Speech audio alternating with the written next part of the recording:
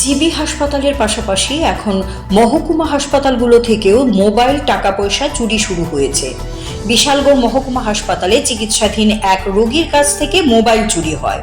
সোমবার জ্বর নিয়ে হাসপাতালে ভর্তি হন ব্রজপুর আমতলী এলাকার বিকাশ চৌধুরী। কয়েক ঘন্টার পর বিকাশ চৌধুরী দেখতে পান ওনার বেডে মোবাইলটি নেই। সঙ্গে সঙ্গে জানানো হয় হাসপাতাল কর্তৃপক্ষকে। পরবর্তী সময়ে কোনো এক ব্যক্তির কাছ থেকে জানতে পারেন এক যুবক ছদ্মবেশে বেসরকারি নিরাপত্তা রক্ষী পরিচয় দিয়ে এই চুরিকাণ্ড ঘটিয়েছে। বিকাশ চৌধুরীর ভাই হাসপাতালে এসে অন্যান্য নিরাপত্তা কর্মীদের এ বিষয়ে জিজ্ঞাসা করলে তারা জানায় এ বিষয়ে নাকি তারা কিছুই জানেন না। ভুয়ো বেসরকারি নিরাপত্তা রক্ষী পরিচয় দিয়ে কেউ মহকুমা হাসপাতালের ভিতরে ঢুকে চুরিকাণ্ড সংগঠিত করে পালিয়ে যাবে তা নিরাপত্তা কর্মীরা জানবে না। বিষয়টি নিয়ে স্বাভাবিকভাবেই সন্দেহ দানা বাঁধছে।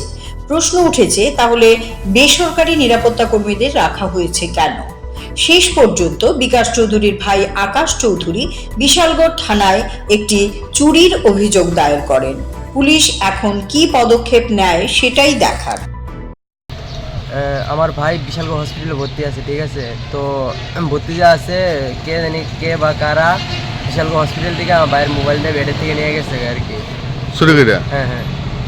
কি নাম তোমার ভাইয়ের? বিকাশ চৌধুরী। কি নিয়ে আইছে হসপিটালে ভর্তি? জ্বর। জ্বর নিয়ে আসে? কোনখানে বাড়ি?